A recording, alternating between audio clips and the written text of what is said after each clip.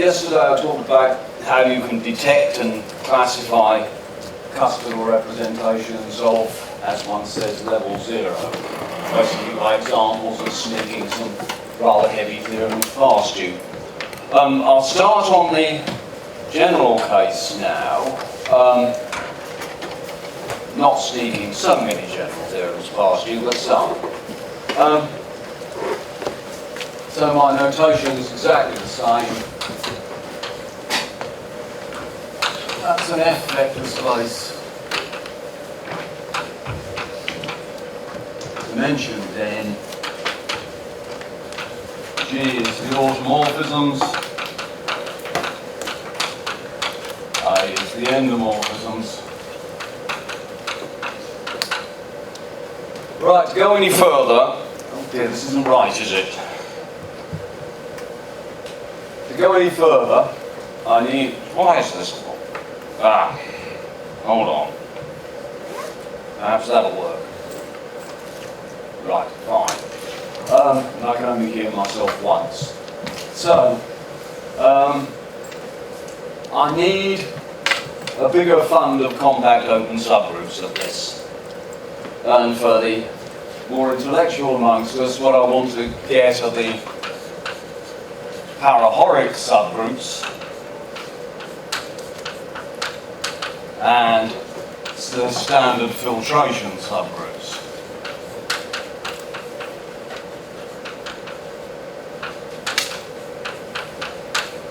All of this relies on the Brouhard-Teague's theory of buildings, which it comes from.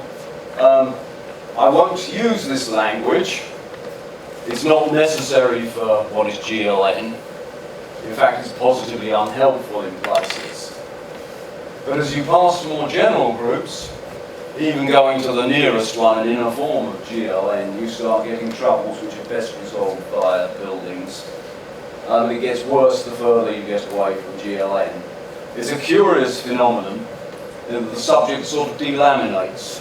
The building takes you in one direction, but you're trying to hold on to a rather standard arithmetic which is firmly rooted in GLN and eventually in the Vega group. So this accounts for a lot of the difficulties going to more general groups. You can get around those in special cases, but we now know enough about general cases to see what sort of structure is going on, even if we can't get very close to it. So, I'll use much more classical, standard, conservative sort of terminology for these things. Right. So in V, we talk about lattices and lattice chains.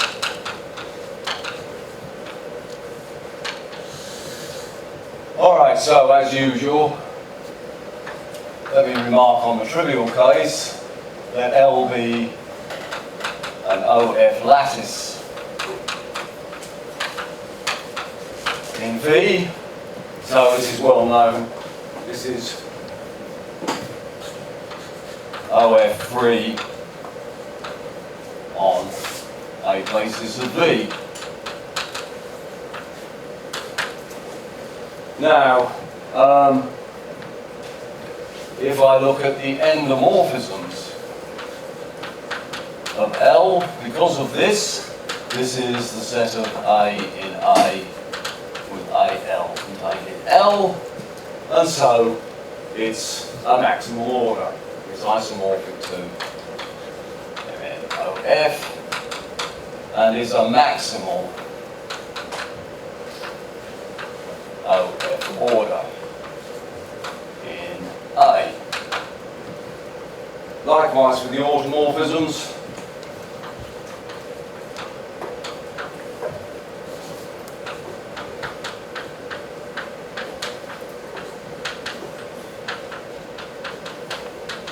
and that's a maximal compact subgroup.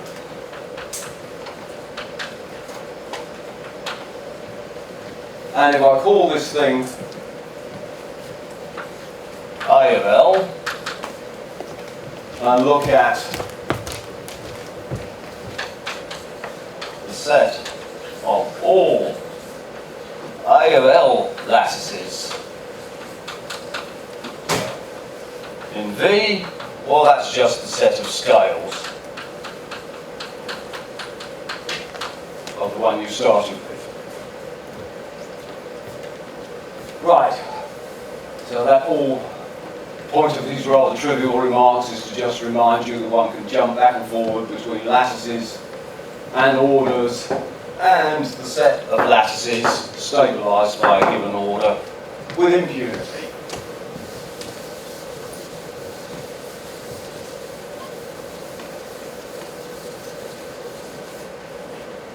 Right, so to be quite clear what I'm talking about, let's talk about a lattice, I should say an OF lattice chain in V. That's a set L of lattices in V. It takes the form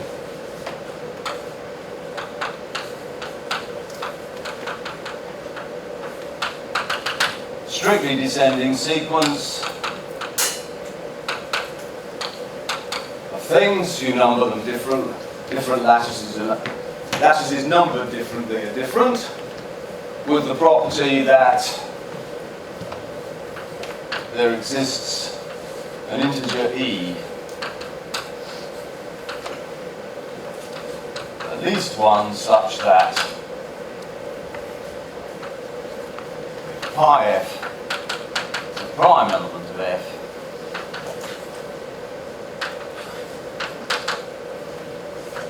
pi f li is li plus e, for all I. So it's a nice periodicity. Right, and one sets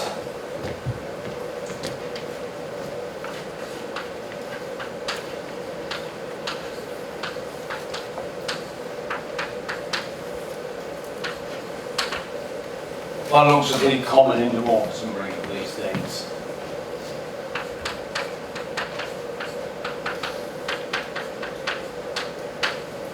Which comes down to things which map each of these lattices to themselves.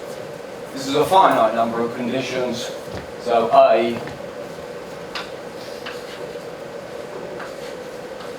is an OF order in A. Right, if terms are unfamiliar, it's a subring containing one which is also a lattice. Right, these things are called hereditary orders.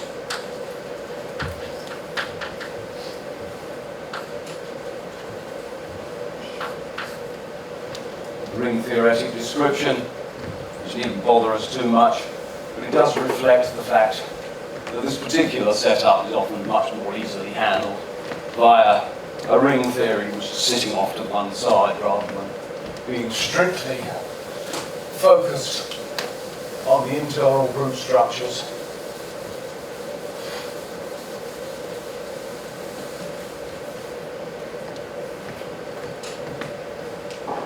I can put as well, in this same situation, P of L, that's the set of X in A, big A, which knock each lattice down one step.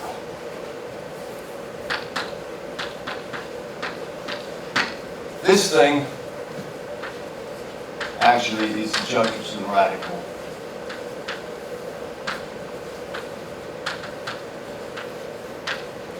Of the ring A, and just this fact makes it fairly easy to see that if I take powers, not necessarily positive,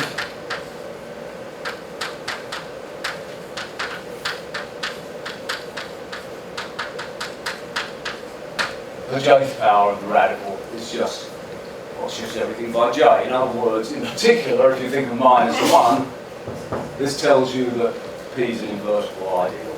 All of these things come in handy in the background. Right, enough of that nonsense.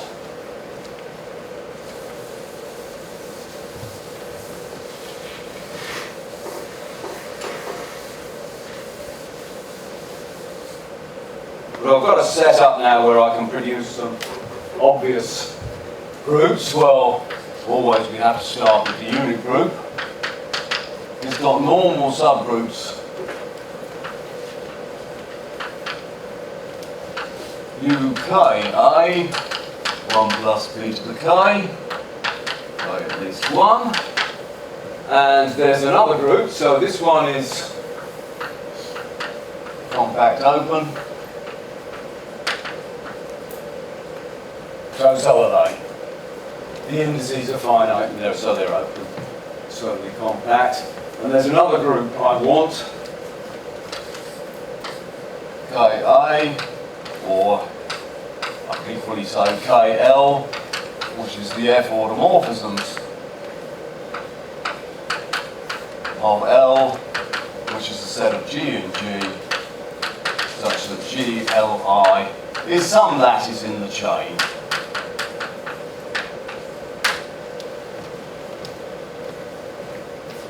That's a compact mod center subgroup.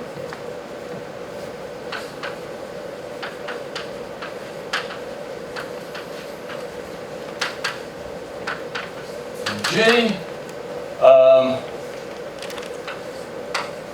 it normalizes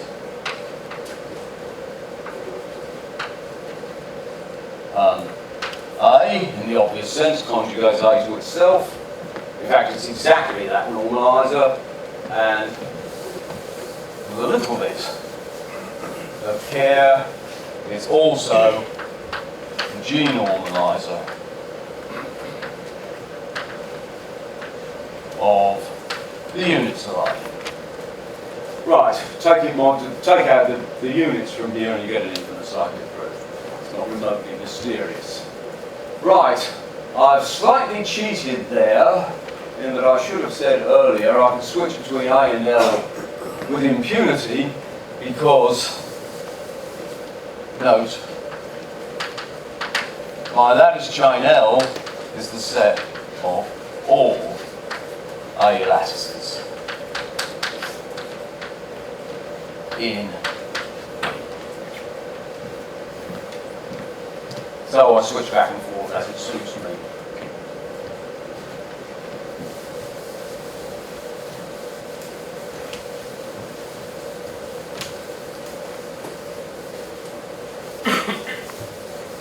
What's the difference between KA with UA times the center of GA? Any difference? Let's take n equals 2.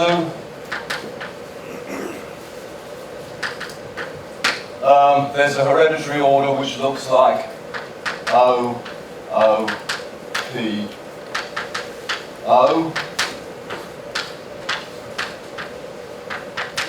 It's got period 2. And the normalizer contains the element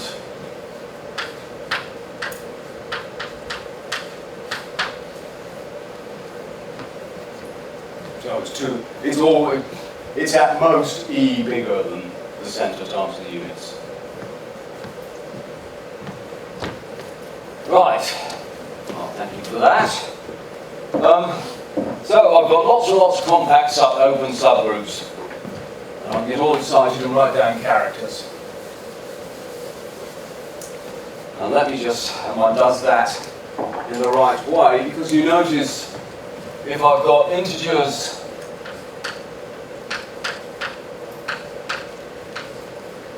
or L, which is going to be at most, and let's have a less than there, come on, like that. Right, if I've got integers like that, then that quotient of unit groups, the K units modulo the L units, not exactly a difficult fact, that is an additive group. Standard methods enable me to write down the dual of this and hence the dual of that. So let me just do that. This is a bit of bookkeeping which has to be kept straight.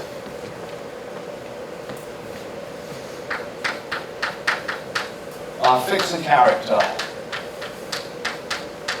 smooth character of the additive group of F. as Cusco and I have always insisted on saying, of level 1, meaning CF is trivial on PF, not trivial on OF. Right. Then I set CA is CF composed trace A. This is the reduced trace map on the motor example for I. Right, so that is an element of the dual of A. And I've got an isomorphism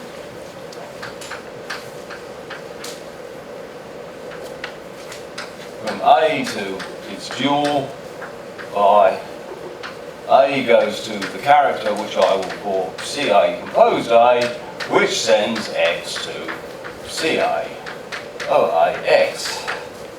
Oh, that's a mess, isn't it? You know what I mean? Now, so these additive characters vary in their nature according to the nature of this thing I. This is something we exploit quite mercilessly.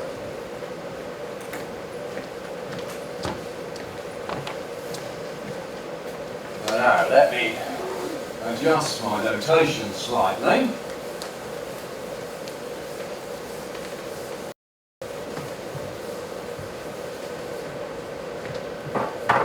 Let's take integers, a non-negative integer k and a bigger integer L, subject to the condition which I can never do in my head.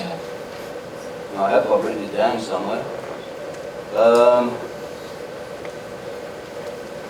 L has to be less equal to k plus 1. Right, now, under these circumstances, I have an isomorphism p to the minus k on p to the minus L on p to the minus k to the dual of uk plus 1a or ul plus 1a, which I'll call A goes to CA star A, and at CA star A takes 1 plus X to CA of AX. Right, that at least seems plausible. It works because of something I forgot to say. This additive character A actually has something like level 1 relative to the hereditary order A. Note, CA is trivial on P, but not on A. That's why that works. So, you might object this is all rather special. Fiddly, but I have got my compact open subgroups, and in this way I've got a whole bunch of characters of them that I can look at. And as I remarked, the nature of the character is going to vary with this element A.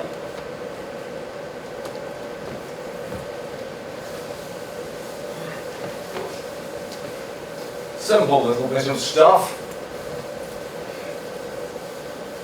which indicates how you use this sort of property. Let's take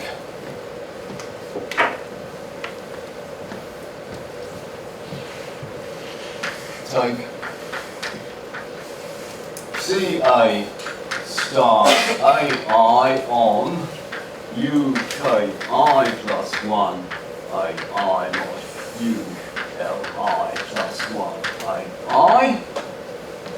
These two things are I equals 1,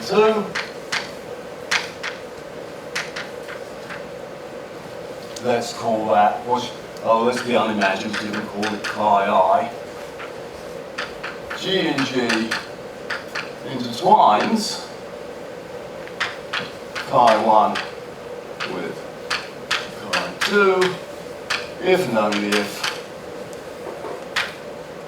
and I don't guarantee the inverse is in the right place, G inverse A1 plus P1 to the minus K1 G intersect A2 plus P2 to the minus K2 is non-empty. This is not one of my heavyweight intertwining theorems that I'm sneaking past you all the time. This is an elementary argument. But the point of mentioning it is, of course, as I say, the nature of these characters is going to vary with this parameter A, and this translates the intertwining properties directly into the properties of the element A. It may look fairly fearsome to handle, it can be a bit tricky. A lot of the subject is about getting to a state where you can actually compute these things. Yes, sorry. Somebody said something. No? Last chance? Right. Okay.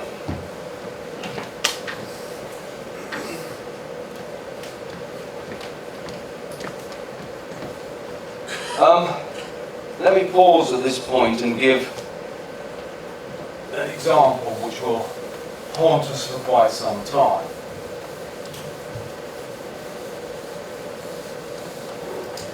Comes in two parts. First, let's carry on with my V, etc. as before. And I want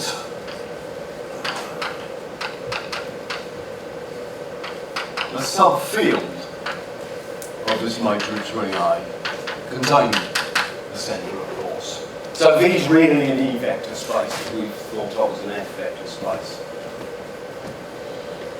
If, so let's let L be an OE lattice chain in V. So this gives me an OE order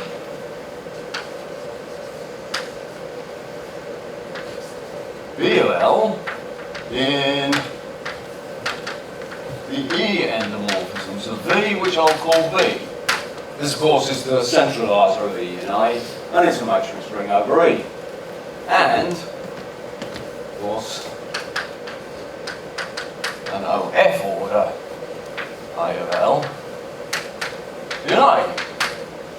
Right, well, it's pretty obvious that B is A that intersects straight B. But if I start with just E and an order A,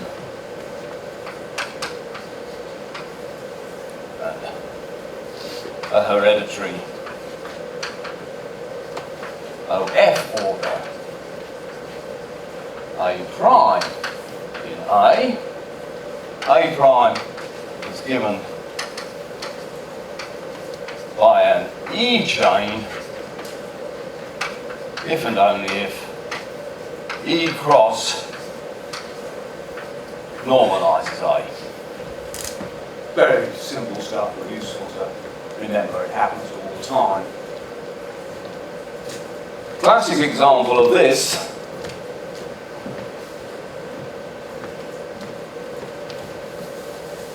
is if we take, instead of the vector space, and put in a field. Therefore, there exists a unique E cross stable hereditary OF order in N. If you just look at the field and look at its endomorphisms, that one, the E stable 1 comes from an E chain. It's given by the lattice chain, which is the power of the prime ideals. I'll just discrete valuation ring in. Right. Sometimes when you have to,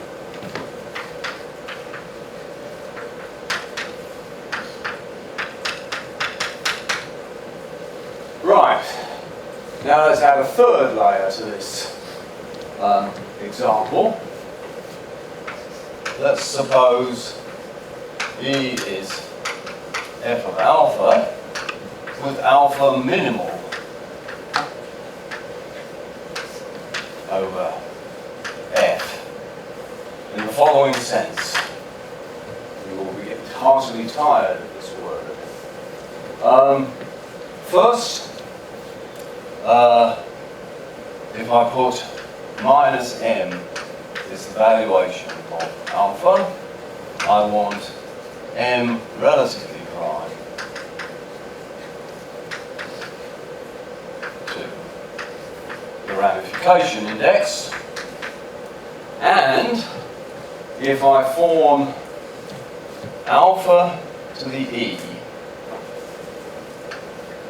multiply it by a prime of f to the m, that's a unit, that thing, mod PE, generates the residue field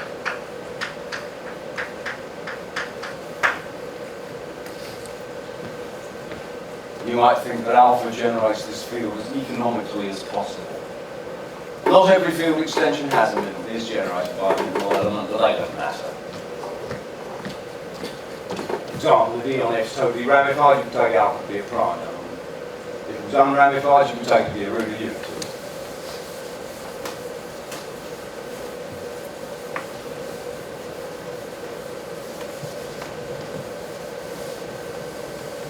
Okay, so in that situation,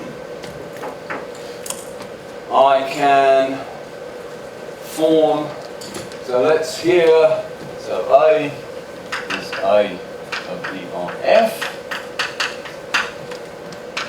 E is F of alpha, alpha minimal,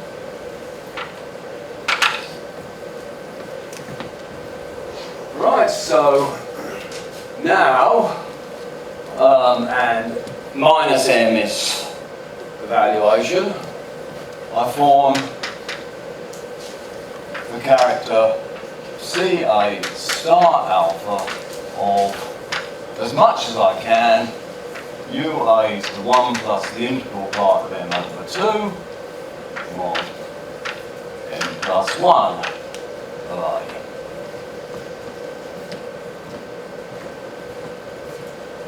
Now then,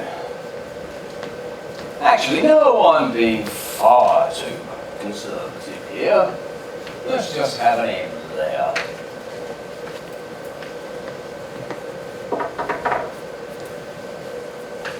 G and G intertwines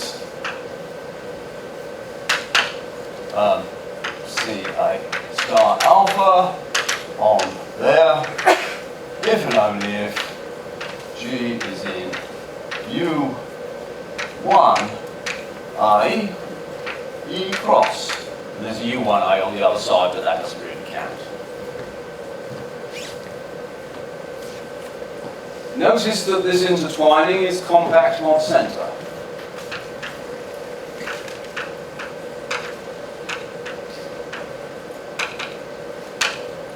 So,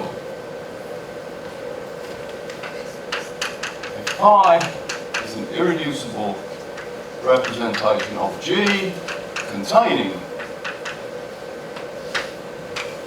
CA star alpha, pi is cuspidal. And it is, now this is C alpha, C star alpha, and I was very conservative about what I put there, but this thing pi, I now need to classify these pi, I need to find the irreducible representations of something which contain the sub C alpha, and so I can write them all down.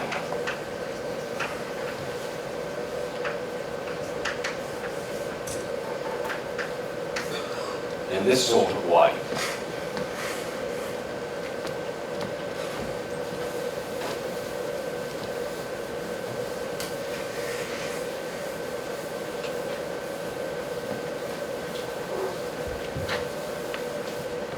Well, first, I've got my alpha. I form the group. I'm going to call it H1 of alpha and A, which is the U1 of E, U1 plus M2. A, right, C alpha, sorry, old habit. CA star alpha extends to a character of U1 plus M2. In fact, that character is of CA star alpha. Right. This extends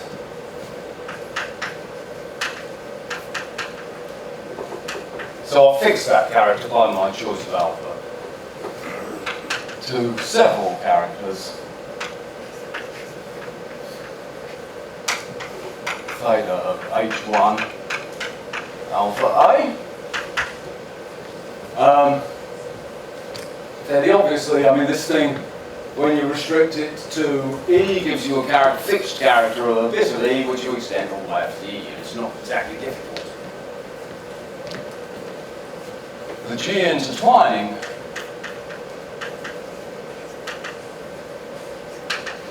of theta is E cross U M plus 1 over 2A group, which gets the name J1 alpha A. Notice this might be slightly bigger, this part, than what we had there. Right, next step. There is a unique, irreducible representation of, oh dear, I shouldn't have said that. That bit is J1.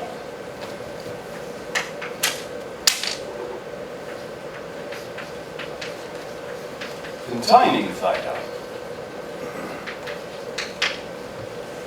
And it's still intertwined by all this lot.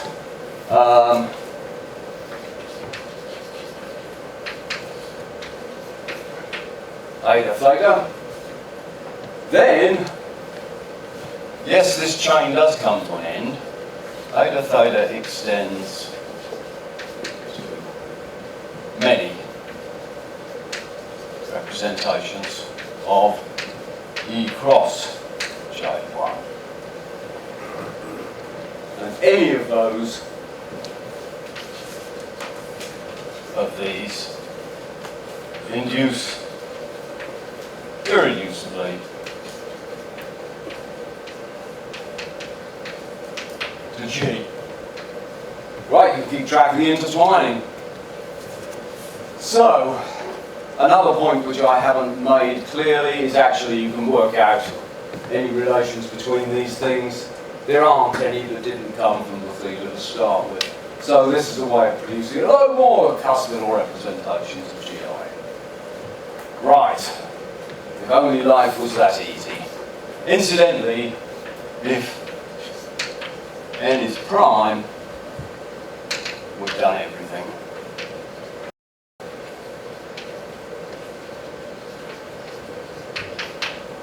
I intend to prove that, but we have. Oh, everything up to silly things like twisting one-dimensionals. Well, the We one have done everything, meaning that we have constructed all super cuspidals. Also, in NP, with what I did yesterday and this, yeah, I've done everything.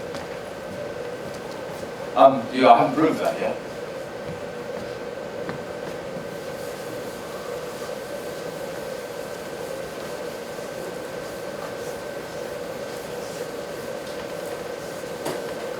Right. Remind me at the appropriate moment that I haven't proved it yet. or even indicated a proof yet. Because that's sort of what comes next. So that's an example, put that to one side. And let's go back to a rather general situation. So the field E is forgotten, so we're back to V, G, A as before. Right.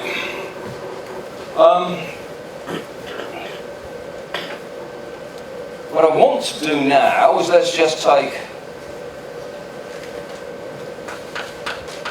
it's just going to be an irreducible representation of G.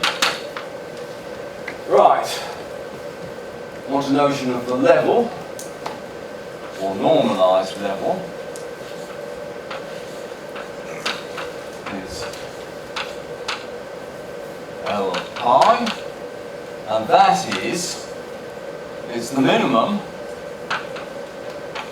of K on E of A, where A is a hereditary order in A, and K is a non-negative integer such that pi contains a trivial character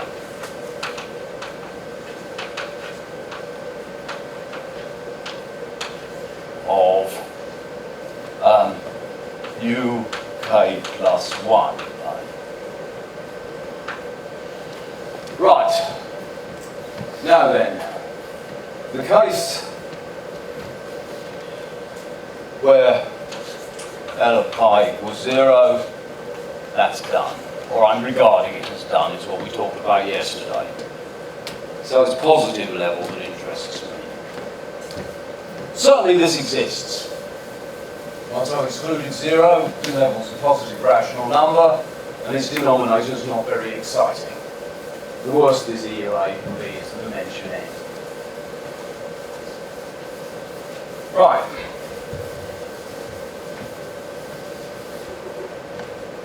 In particular,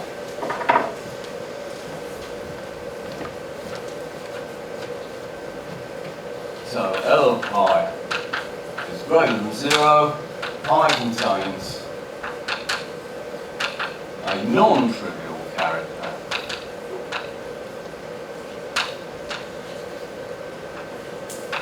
of UK A on UK plus 1A, where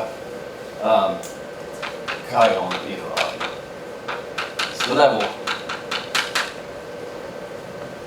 These are a bit on the special side, so let me say something about these. So let's take M greater or equal 1. Let's take a character CA star A of UMA or UM plus 1A. So this element A is therefore repeated 1 minus M or repeated minus M. Right. This next step will look familiar. This thing A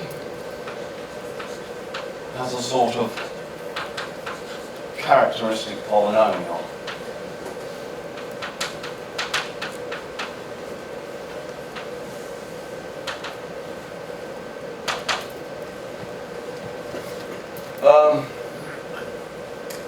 Which you get as follows. You take the element A, remember A is in e to the minus m, so I raise that to the power e of A over the GCD of m and e of A. That pushes that down to, well, and then I multiply that by pi f to the m over the GCD of m and e of A. And that's in A. Not on the arithmetic, right? Now, So, which I can think of as sitting inside, well, I don't care. I can take its characteristic polynomial of this mod PF, so it's a polynomial with the coefficients in OF. I reduce mod PF. That is what I'm going to call CHA of T, and it depends only on A plus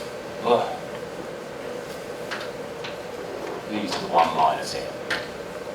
Right.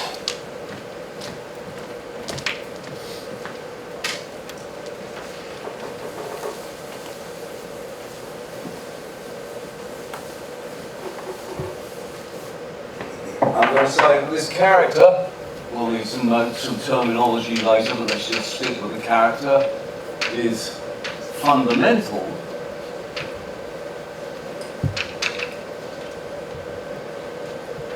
you say if this characteristic polynomial is anything but t to the n. That's equivalent to saying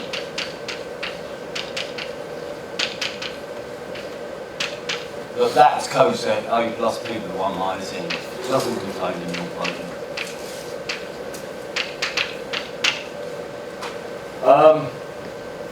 And the point about these fundamental characters are, let's take pi,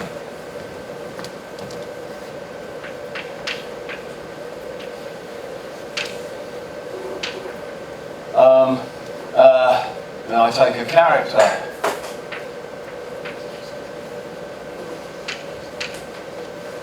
CA star A of UMA mod UM plus 1A, take pi as before, a character that such that, no, hang on, occurring in pi. So I'll just take my representation, take one of these random little characters that occurs in there, then this thing, CA star A, is fundamental if and only if. Now we're using m here, m over e of A is equal to the level of pi. The level of pi, remember, was the smallest possible value you can get if these characters occur again. And the smallest values are the ones that give you fundamental ones. All of the rubbish characters which occur further out have this nilpotency property. Right. So that's done. Now you can get all excited and start looking at what this tells you.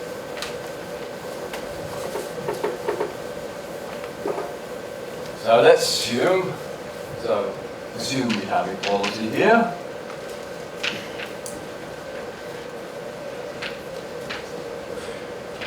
Right, so you can now split these fundamental characters occurring in pi, or fundamental characters in general, into two classes. Say CA star A is split if the characteristic polynomial has at least two distinct irreducible factors.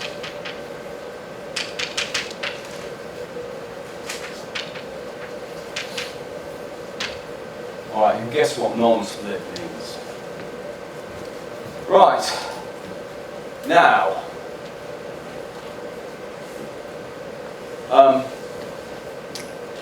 if it's split,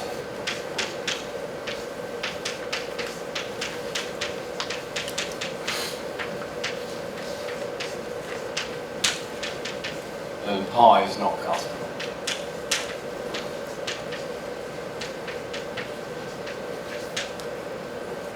I'll write any of this down. How am I for time? Oh, that's fine. But it's as well to have this in the back of your minds. You do this by producing by an explicit calculation from this character a non-zero Jacquet module. But there's a step which rather shapes the way the subject develops. You can't just work with this one that you happen to be given, this split one which realizes the leveling representation. You have to move this order around. This thing, remember, is attached to a hereditary order. To get this theorem, you have to take as large as possible. You're allowed to do this shifting around because you're working with characters with the same level, they're in the same irreducible, they intertwine, they've got the same characteristic polynomials, so it's all quite kosher doing that. But you do have to make this shift. Right, so that's the boring case.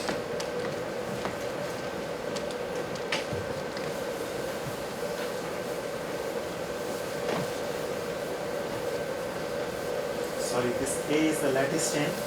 Sorry? You said A. This character, that came as a character of UMA on UM plus 1A, subject to the condition that this M over E of A is the level of pi. That doesn't determine A uniquely. You'll get lots of these things, different orders, but the characters you get will always intertwine. But what I'm saying is you've got many choices. To get this theorem to work, you have to work with the character attached to the largest possible order. What does largest possible mean? There's a finite number of these things, some are contained in others, and there's the biggest one for this. The precise meaning doesn't really matter at this stage. Right.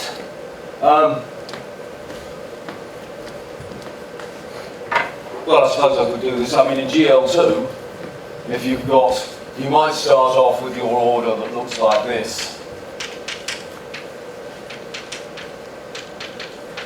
And up to normalizations powers of your A might look like some power of the prime minus something. Think of some things, B, C, 0, with B not congruent to C mod 1 units, BC, OF, not congruent mod P. That can happen, that gives you a split one when you put the right question mark in there and it's on the right group. Okay, well in that case, I've got a perfectly good character. This gives you the split condition, but in the same representation I have to have a character on a different M of the other order, 9 plus 1, big M. Well, this big M is matrices over the ring of integers, and that tells me I've got a character with an A prime that looks like a pi f to the minus query prime, B, C, 0, something I neither know nor care about. This is the one you have to work with. This particular thing is going on in the background. Alright, so the other case, which is where things start happening. I have CA star A on UMA on UM plus 1A in pi non-split fundamental.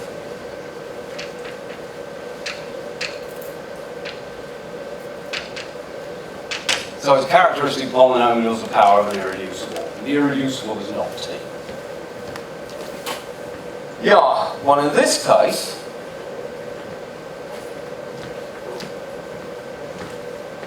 you can choose the order A and the element little a, which which is going to now be called alpha. Suggestion there, so that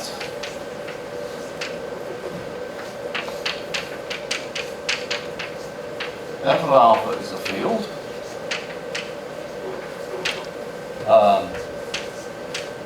It normalizes the order, and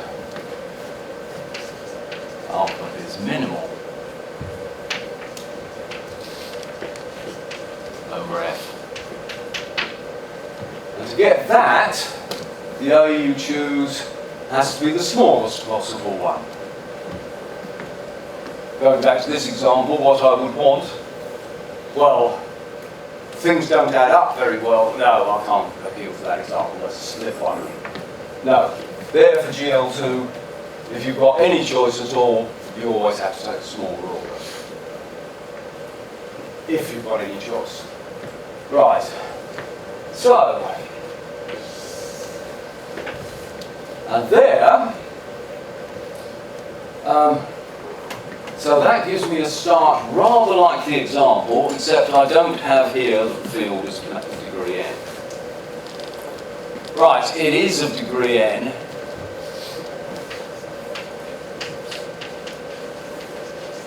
Degree n, if and only if that level that comes on the order, this m, is prime to the ramification.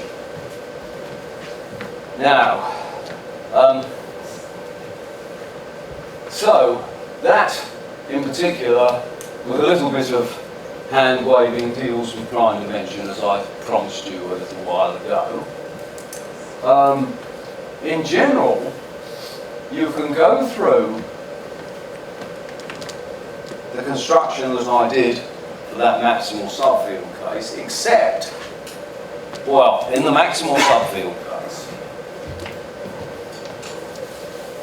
so I can say this easily now, if df is maximal subfield is of degree n, any alpha prime in the coset alpha plus p to the 1 minus m has the same properties.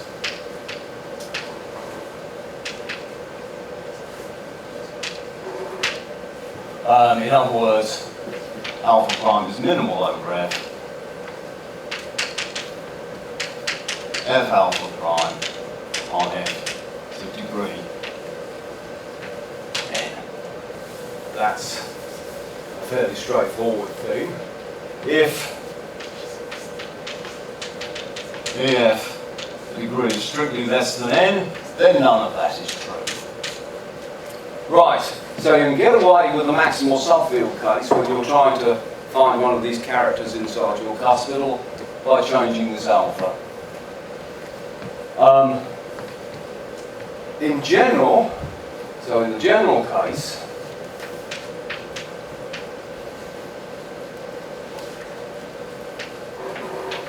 you choose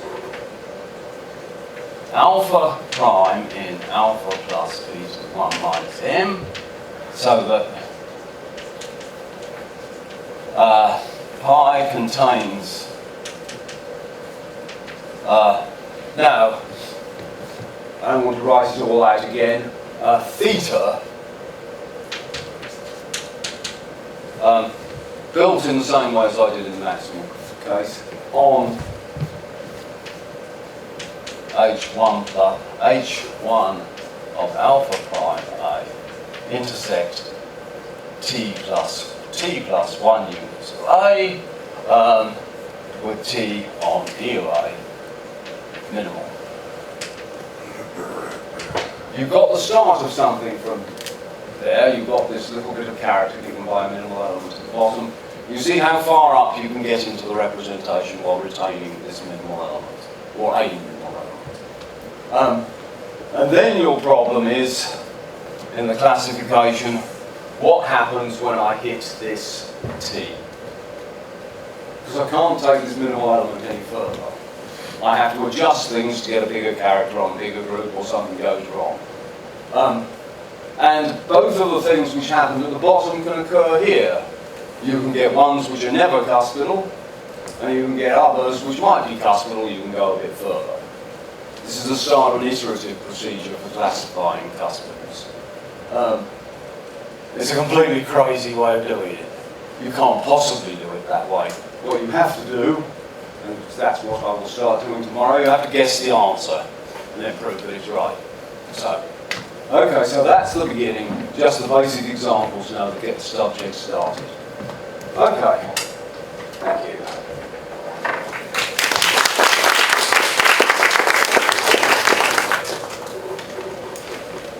Any questions?